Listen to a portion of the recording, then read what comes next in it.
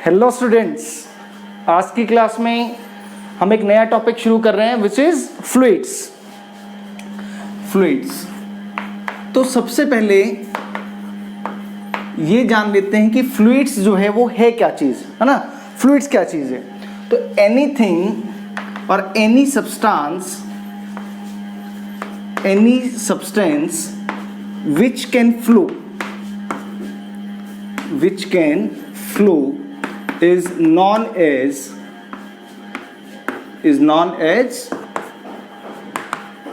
fluids, है ना। ऐसा कोई भी सब्सटेंस जो फ्लो कर सकता हो उसको हम बोलेंगे फ्लूइड्स।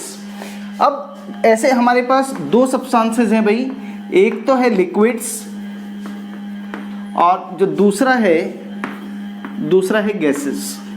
तो अब लिक्विड और गैस दोनों की अगर बात करें तो इन दोनों के बारे में खास बात क्या है कि बोथ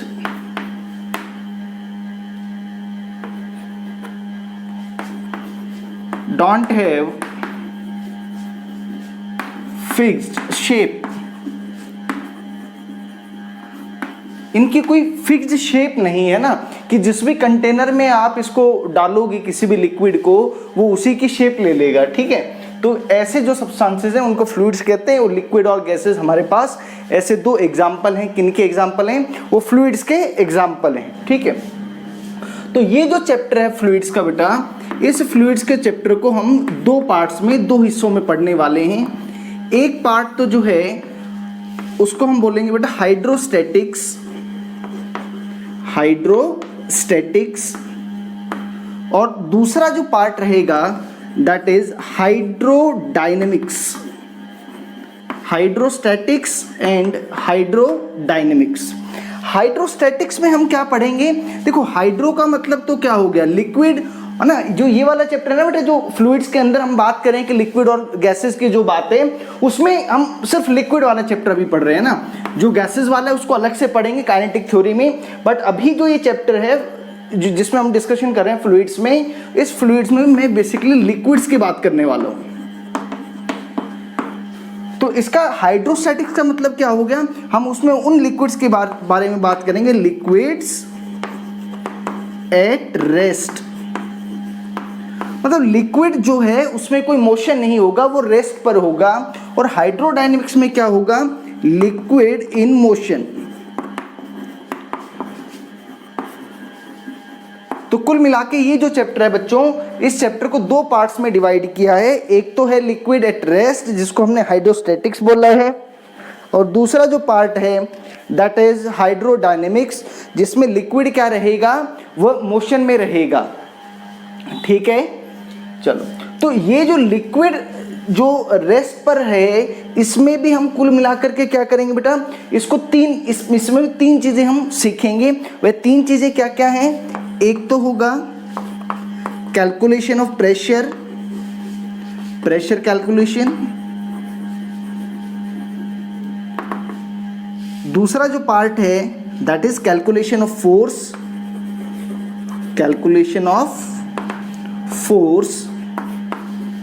और एक जो लास्ट पार्ट है जिसको आप बायएंड फोर्स बोल सकते हो, या फिर आप उसको आर्किमिडीज प्रिंसिपल बोल सकते हो ना, बायएंड फोर्स, और वी कैन से कि आर्किमिडीज प्रिंसिपल।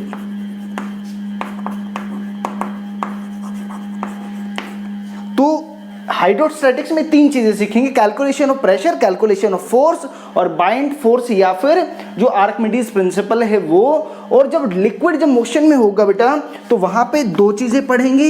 एक तो आपका होगा equation of continuity,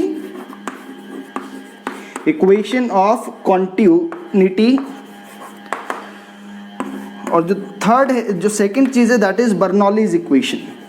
both are very important topics. तो ये बेसिकली इस चैप्टर का ओवरव्यू है। इस चैप्टर में जो हमें पढ़ना है, तो कुल मिला के इस चैप्टर में बेटा अगर देखें तो पांच चीजें हमें आनी चाहिए। एक प्रेशर का कैलकुलेशन, एक फोर्स का calculation, Archimedes principal, Bernoulli's equation और इक्वेशन ऑफ कॉन्टिन्यूटी। ये पांच चीजों में ये चैप्टर है, इंपॉर्टेंट चैप्टर है। इससे क्वेश्चन आता ही आता है ना, मीन्स में भी, नीट में भी, IIT में भी इससे पक्का से क्वेश्चन आता ही आता है। तो चलो अब हम बिल्कुल इसको स्टार्ट करते हैं बेटा, कि ये जो चैप्टर है आप एक बार स्क्रीन पॉज करके इसको नोट कर लीजिएगा। देखो, इस चैप्टर को स्टार्ट करने से पहले हमें पता होना चाहिए कि हमने इस चैप्टर में कुछ एजम्पशंस किए हैं बेटा, है ना। एजम्पशन जैसे कि आपने जब क्या पढ़ा था, प्रोजेक्टाइल मोशन जब पढ़ा था तो उसमें आपने, या काइनेमेटिक्स जब पढ़ा था तो आप उसमें क्या करते थे कि एयर रेजिस्टेंस को नेग्लेक्ट कर देते थे। ऐसे यहाँ पर भी कुछ कुछ एजम्पशंस हैं। क्या क्या एजम्पशंस हैं देखो जरा। पहली जो एजम्पशन है बेटा, वह पहली एजम्पशन क्या है वो देखो। द वेरी फर्स्ट इज, लिख लो पहले एजम्पशंस, पता होना चाहिए पहली कि एनी टू लिक्विड्स आर इम्मिसिबल। इम्मिसिबल का क्या मतलब हुआ बच्चों, कि कोई भी जो दो लिक्विड्स आप लोगे वो दोनों लिक्विड्स क्या नहीं होंगे, वो घुलेंगे नहीं, आपस में मिलेंगे नहीं, है ना। दूसरी बात जो है कि लिक्विड इज इनकम्प्रेसिबल।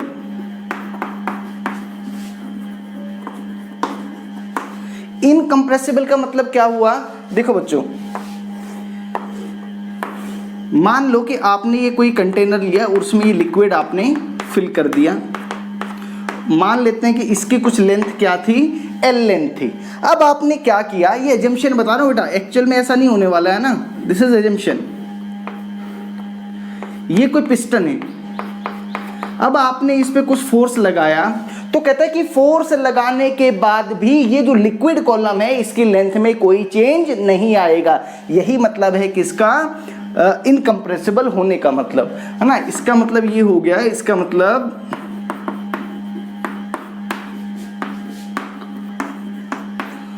लिक्विड पर फोर्स लगाने पर भी, फोर्स लगाने पर भी लिक्विड कॉलम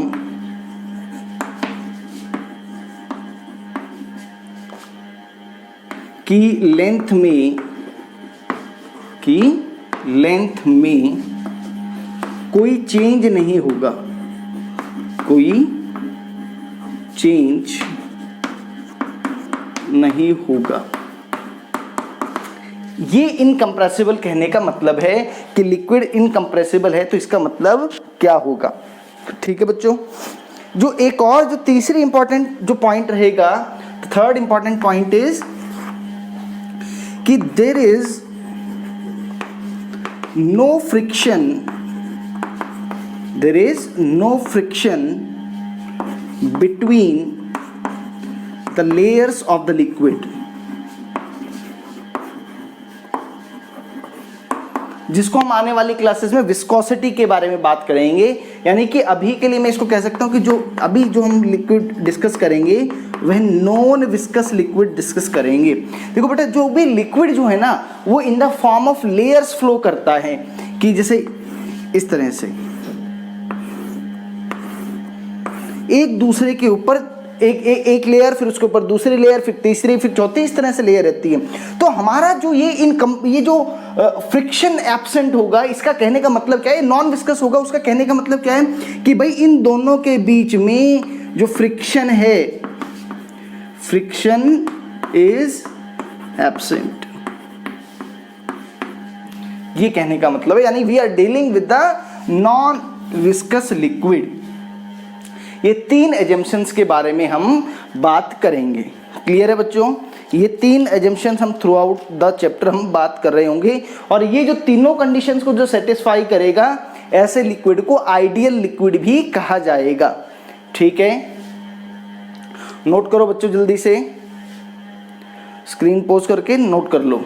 ठीक है, अब कुछ आगे स्टार्ट करने से पहले कुछ कुछ बेसिक टर्म्स हैं, उन बेसिक टर्म्स के बारे में बात कर लेते हैं। बेसिकली आज की क्लास में हम सिर्फ डिस्कस करेंगे किसके बारे में, डेंसिटी के बारे में डिस्कशन करेंगे। ठीक है बच्चों, डेंसिटी के बारे में देखो,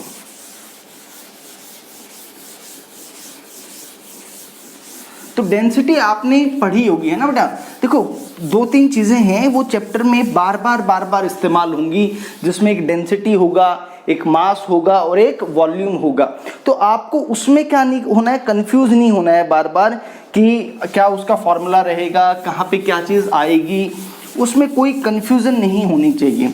तो डेंसिटी बेटा आपने अब तक जो क्लासेस में पढ़ा वह डेंसिटी का फॉर्मूला क्या पढ़ा आपने कहा भी डेंसिटी क्या चीज़ है, density is mass per unit volume, यही पढ़ा ना। डेंसिटी सबसे पहली टर्म बेटा डेंसिटी ही करते हैं, आज की क्लास में इसी पे डिस्कशन करेंगे। At any point it is defined as mass per unit volume, mass per unit volume, ऐसे डिफाइन करेंगे इसको। और देखो मैथमेटिकली अगर मैं बात करूं बहुत स्पेसिफिकली, तो वो देखो कैसे बताएंगे कि limit delta V approaching 0 delta M by delta V, ये ऐसे लिखते हैं बेटा इसको। और आप इसको ऐसे भी लिख सकते हैं D M by D V, इस तरीके से। ये आपका क्या आ गया, ये डेंसिटी आ गया। आप इसको बहुत सिंपल टर्म्स में बेटा ऐसे भी लिख सकते हो ना कि density is equal to mass per unit volume.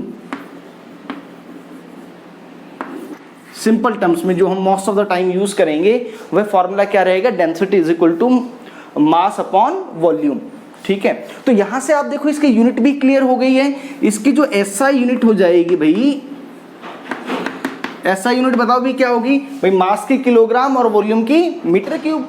तो ये क्या हो गया, किलोग्राम पर मीटर क्यूब, ये इसकी एसआई यूनिट होगी। डायमेंशनल फॉर्मूला भी देख लो, वो भी इंपॉर्टेंट है। डायमेंशनल फॉर्मूला क्या हो जाएगा भाई इसका, देखो मास है तो m1 L-3 और T0, ये इसका डायमेंशनल फॉर्मूला हो गया। अब इसमें देखो खास बात क्या है कि भाई एक फॉर्मूला तो होगा density is equal to mass upon volume.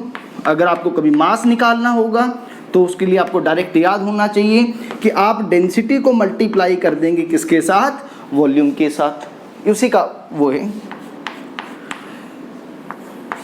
Density of. ये एक नोटेशन है, density of solid substance, density of solid substance is denoted by D, is denoted by D, उसको D से डिनोट करूंगा। while density of liquid substance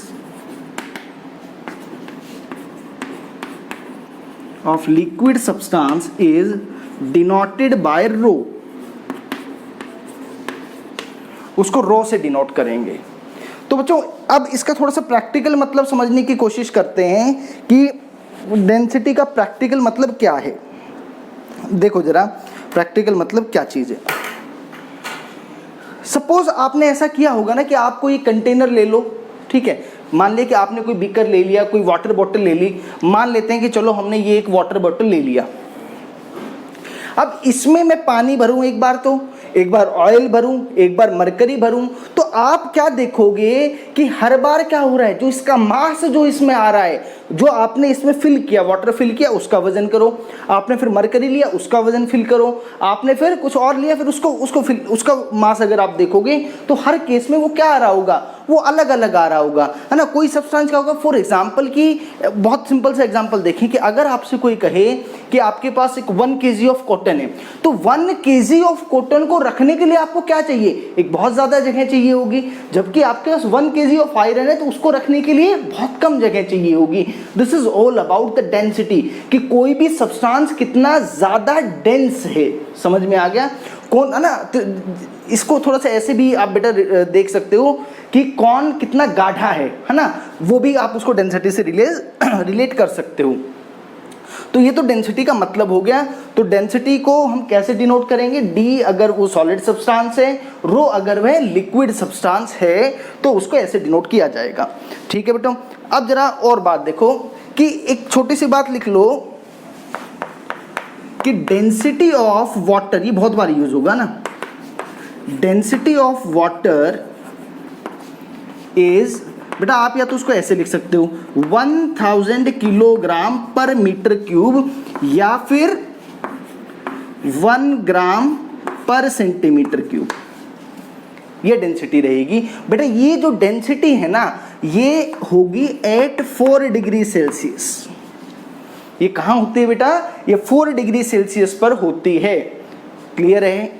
आप एक बात और भी समझ सकते हो कि जैसे जैसे टेम्परेचर बढ़ता है, डेंसिटी की जो वैल्यू है वह क्या होगी, वह घटती हुई जाएगी। आपने देखा होगा ना, इसका एक बहुत सिंपल सा एग्जांपल है। आप एक बात तो ये लिख सकते हो यहाँ पे कि एज टेम्परेचर इंक्रीजेज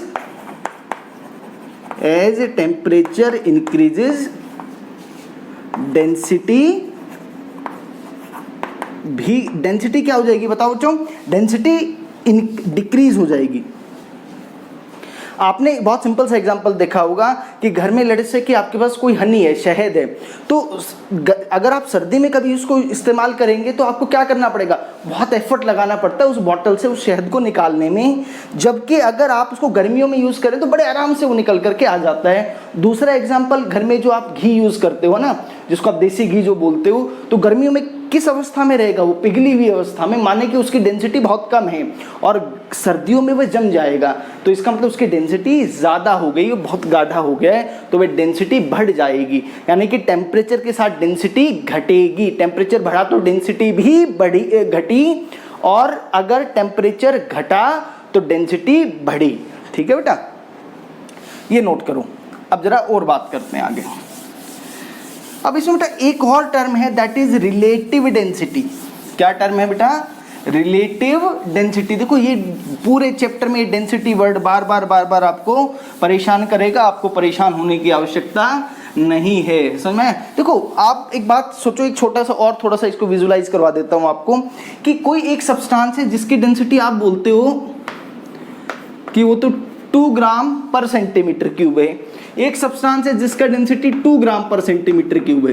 इन दोनों का मतलब समझो कि आपने वॉल्यूम कितना लिया, 1 सेंटीमीटर क्यूब, यहां पर भी और यहां पर भी 1 सेंटीमीटर क्यूब लिया। मान ली कि आपने क्यूब ले लिया ऑफ जिसकी साइड लेंथ कितनी है बेटा, 1 सेंटीमीटर। अगर आप इस सब्सटेंस को डालोगे तो ये सब्सटेंस कितना आएगा, उसमें वह 2 ग्राम ही आएगा। जबकि ये वाला सब्सटेंस अगर आप डाल दोगे तो ये सब्सटेंस कितना आ जाएगा, यह 3 ग्राम आएगा। क्लियर है। तो यह थोड़ा सा प्रैक्टिकल मतलब है किसका, डेंसिटी का। अब बेटा एक नई अगली जो टर्म है इसमें, that is relative density. Relative density, तो रिलेटिव डेंसिटी बड़ी सिंपल है, कोई बहुत ज़्यादा रॉकेट साइंस नहीं है ना इसमें। कि रिलेटिव डेंसिटी का क्या मतलब हो गया, density of substance divided by density of reference substance. जिसके रेफरेंस में आप देखना चाहते हो। रिलेटिव का मतलब क्या हो गया कि आप किसके रिस्पेक्ट में देखना चाह रहे हो। आप इसको ऐसे भी लिख सकते हो बेटा, मान लो कि मैं ये लिखना चाहता हूं कि relative density of substance 1 with respect to 2। Substance 1 की रिलेटिव डेंसिटी 2 के रिस्पेक्ट में क्या होगी, तो आप क्या कहोगे कि भाई सब्सटेंस नंबर 1 की density divided by substance number 2 की डेंसिटी। सिंपल सी बात है। अभी बहुत काफ़ी केसेस में पर्टिकुलरली हम उसको वाटर के रिस्पेक्ट में ले लेते हैं, तो वो फिर उस केस में क्या हो जाएगा भाई, उसको स्पेसिफिक ग्रेविटी बोल देंगे। अभी आने वाली क्लास में बताएंगे उसके बारे में। तो ये रिलेटिव डेंसिटी हो गया, यानी कि जिसके रिस्पेक्ट में बात कर रहे हो उसी से उसको उसके डेंसिटी से क्या कर दो, डिवाइड कर दो। यहाँ से खास बात बेटा क्या आई है, ये देखो जरा कि this is a ratio of density, है ना। डेंसिटी को ही डेंसिटी से भाग कर दिया, डिवाइड कर दिया, तो ये क्या आया, it is unitless and dimensionless. कोई इसके यूनिट भी नहीं है, कोई इसका डायमेंशन भी नहीं होगा, रिलेटिव डेंसिटी इस तरह का आएगा। ठीक है, चलो देखो भी आगे एक इस पे चाहे क्वेश्चन कर सकते हैं हम, एक छोटा सा नोट कर लिया होगा ये।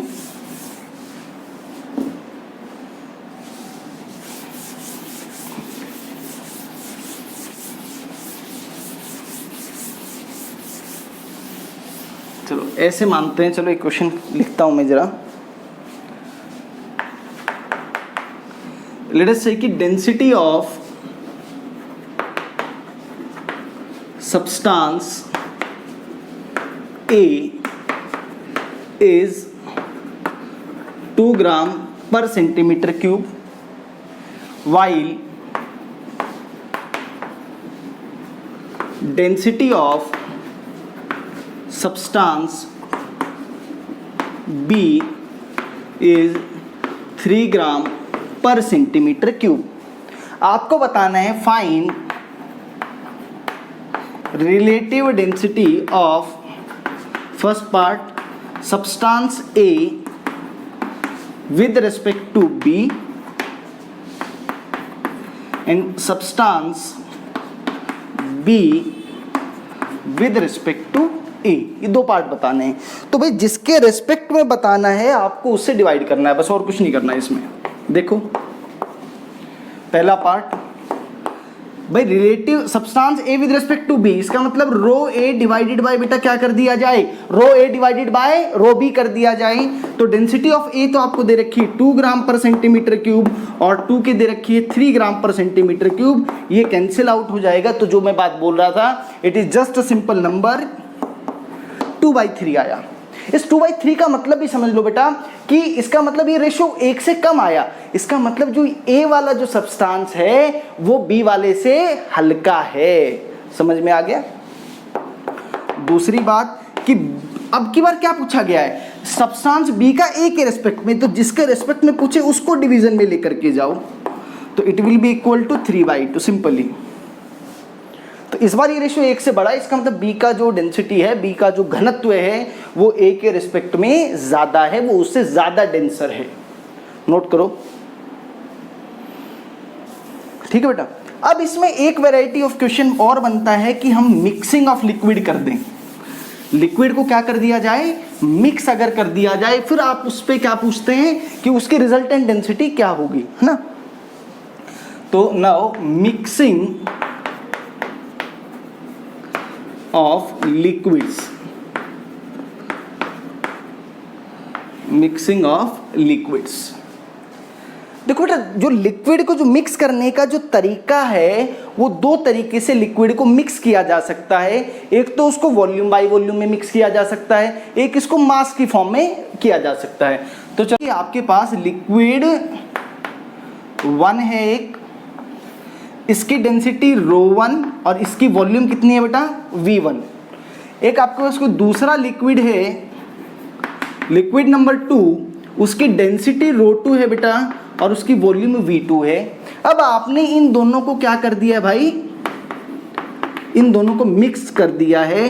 अब आपको जो नया जो मिक्सचर बना है ना, एक जो नया मिक्सचर अब बन गया है उसकी डेंसिटी बतानी है।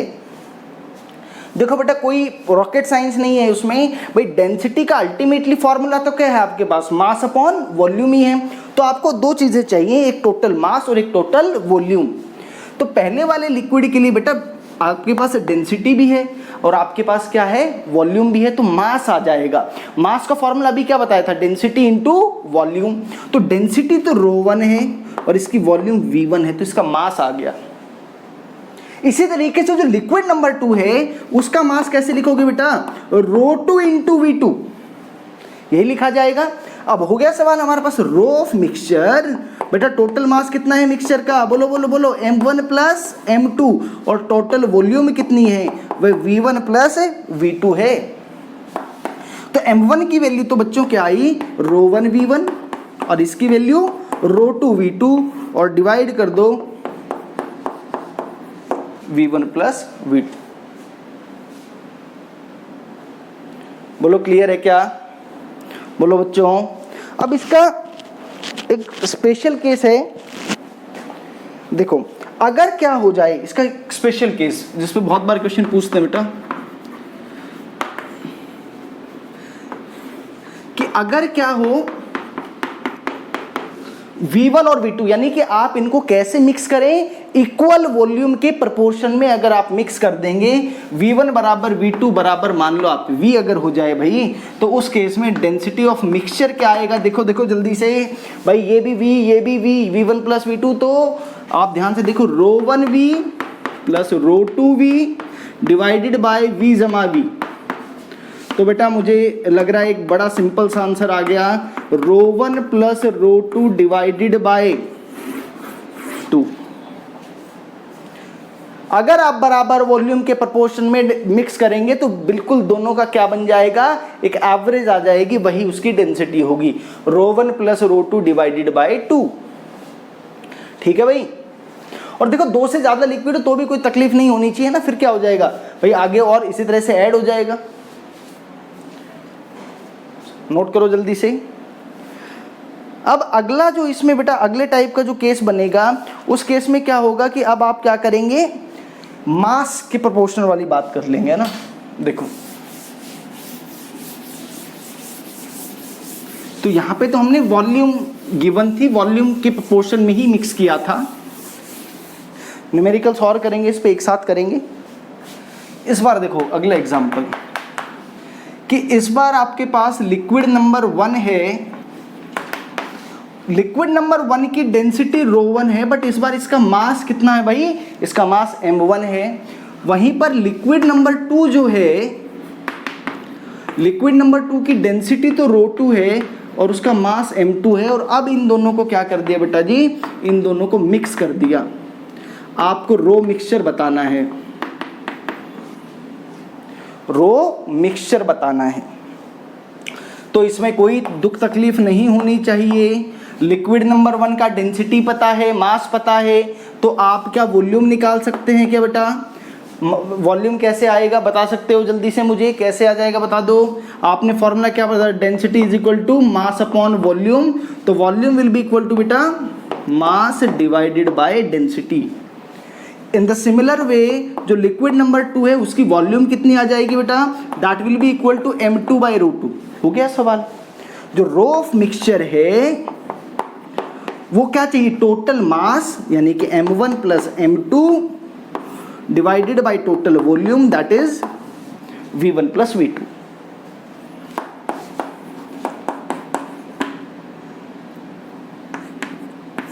तो देखो बेटा v1 की वैल्यू यहां से मैं सब्स्टिट्यूट कर देता हूं, m1 बाई ρ1, और बेटा ये क्या आ गया m2 बाई ρ2।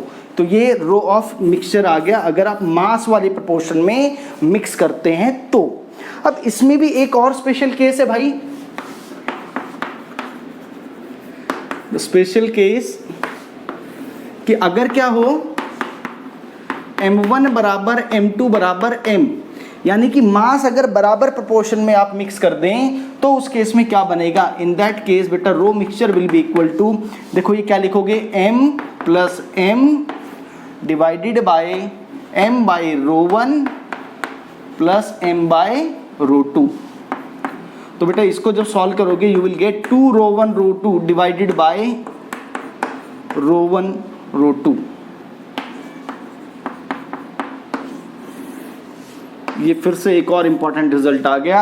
अगर आप बराबर मास में करते हो तो result will be 2 ρ1 ρ2 divided by ρ1 plus ρ2, और बराबर वॉल्यूम में करोगे तो ρ1 प्लस ρ2 डिवाइडेड बाय 2 आ जाएगा। बोलो क्लियर है क्या बच्चों? नोट करो जल्दी से, नोट कर लो। अब इस पे 2-3 न्यूमेरिकल्स हम करते हैं। देखो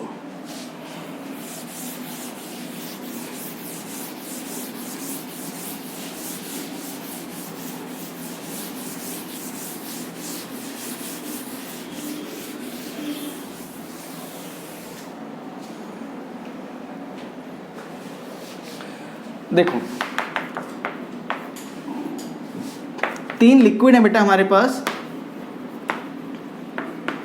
3 लिक्विड्स हैं जिनकी डेंसिटी क्या है D, 2D एंड 3D।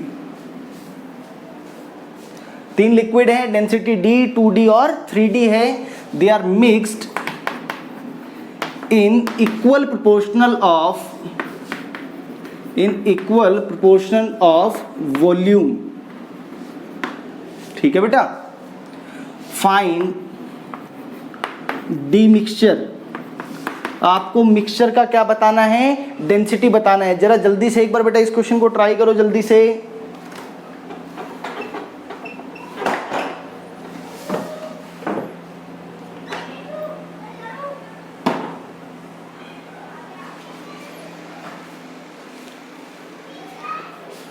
देखो बेटा कोई दिक्कत नहीं है, वॉल्यूम सबकी सेम ही है, तो मास निकालना पड़ेगा। क्या निकालना है बेटा आपको, सिर्फ मास की वैल्यू निकालनी। फॉर्मूला आपके पास है density is equal to mass upon volume, तो mass will be equal to density into volume. तो बेटा पहले वाले का डेंसिटी D है और वॉल्यूम V, मैंने वॉल्यूम V माना हुआ है बेटा। M2 will be equal to 2D into V और M3 will be equal to 3D into V। तो अब आप टोटल मास यहीं पे लिख दो भाई, M1 plus M2 plus M3। तो देखो बेटा कितना होगा, DV plus 2DV plus 3DV, 3 2 5 और 1 6, 6DV। और टोटल वॉल्यूम कितना आ गया बेटा, V टोटल आपके पास V plus V which will be equal to 3V। तो बेटा आगे आपका आंसर मुझे लगता है सभी का आ जाना चाहिए, इसमें कोई दिक्कत नहीं थी। Total mass which will be equal to 6DV and total volume will be 3V, so the answer to this question is 2D। जो रिजल्टेंट जो आपका मिक्सचर बनेगा उसका जो डेंसिटी आएगी वो 2D आ जाएगी। चलो अब इसी को और थोड़ा सा अलग तरीके से क्वेश्चन कर लेते हैं इसका। देखो बेटा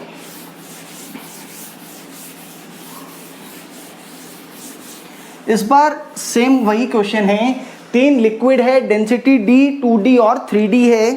इस बार बेटा उनको प्रोपोर्शनल ऑफ मास, जो उनको मिक्स किया गया है, मास का जो प्रोपोर्शन है वो इस बार क्या है बेटा, वह बराबर प्रोपोर्शन है।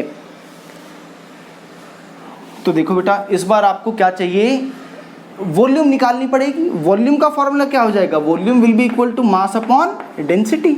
तो देखो पहले वाला जो सब्सटेंस है मास तो m ही है, डेंसिटी D है। दूसरे वाले के लिए बेटा मास m ही है, डेंसिटी 2D है। और तीसरे वाले के लिए क्या हो गया, m अपॉन 3D हो गया। तो भाई टोटल मास तो मेरे पास आ गया, m टोटल तो बेटा कितना हो जाएगा, मुझे लगता है किसी को कोई तकलीफ नहीं है ये बात समझने में कि वह कितना हो गया है, वह 3m हो गया है।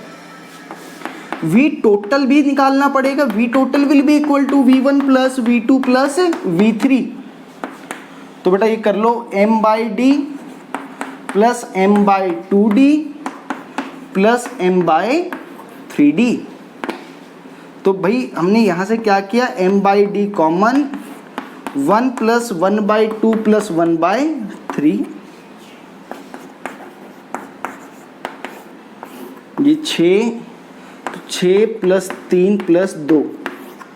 तो बेटा ये कितना आ गया आपके पास, 11 बाई 6m।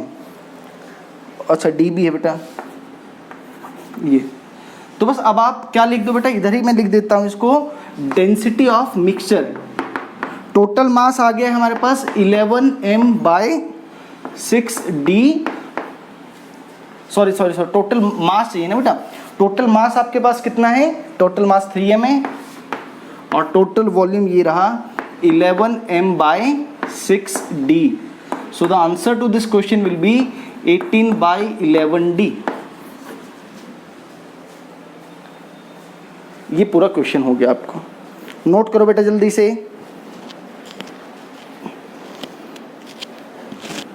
एक और जरा इस पे बढ़िया सा क्वेश्चन करते हैं। देखो बेटा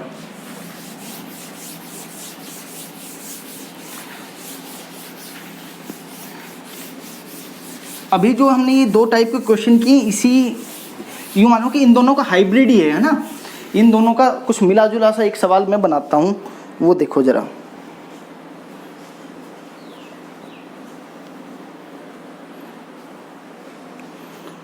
मान लो कि दो सब्सटेंस है आपके पास, है ना, या टू लिक्विड्स मान लो।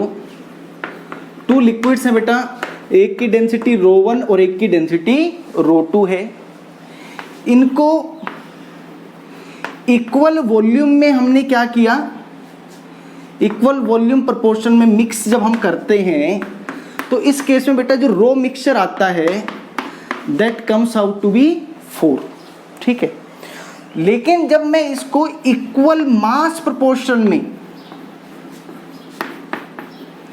इक्वल मास प्रोपोर्शन में जब मैं मिक्स करता हूं बेटा, जब इसका जो रो मिक्सचर आता है वह 3 आता है। Now you have to find ρ1 and ρ2।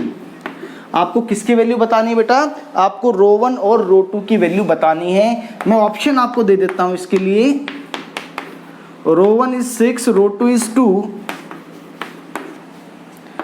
ρ1 is 4, ρ2 is 3,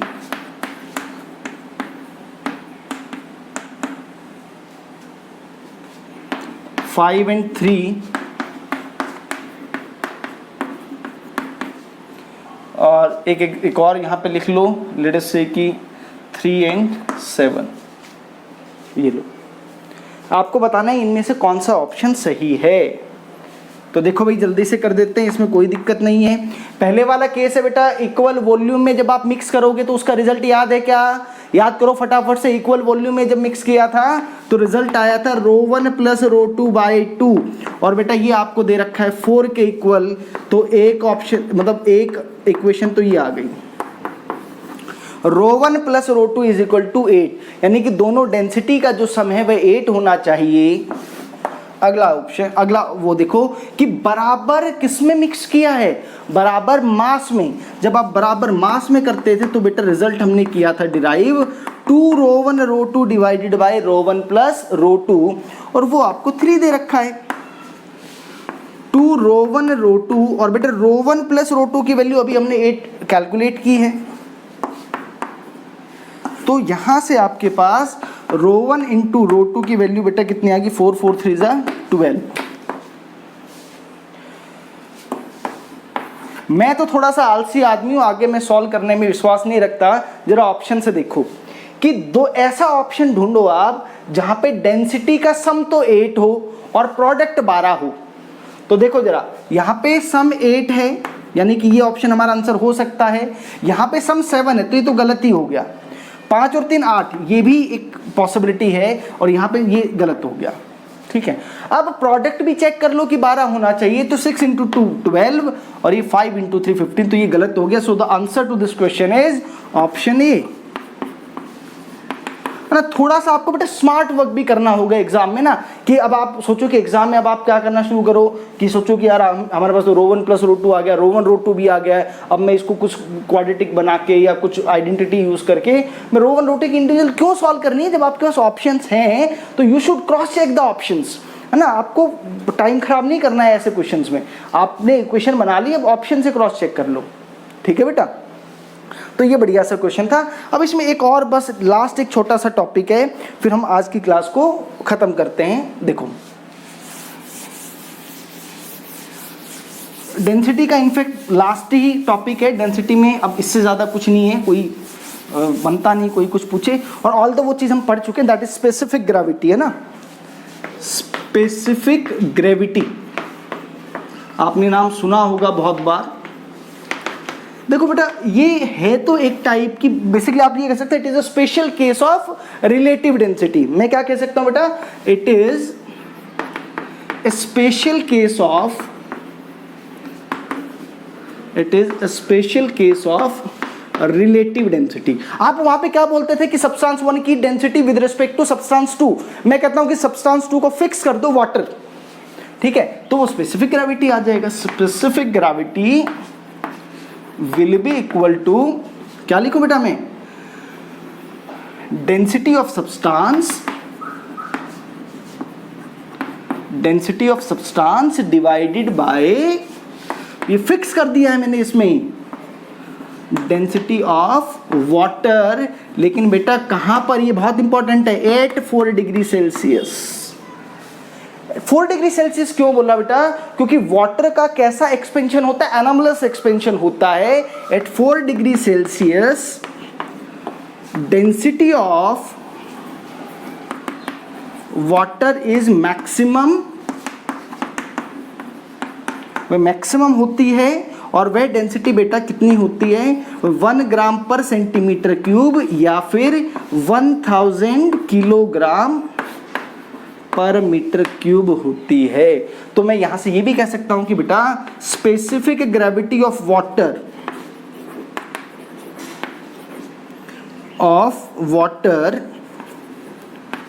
वो तो 1 ही होगी, है ना। Density of water divided by density of water, that will be equal to 1, वो 1 ही रहेगी।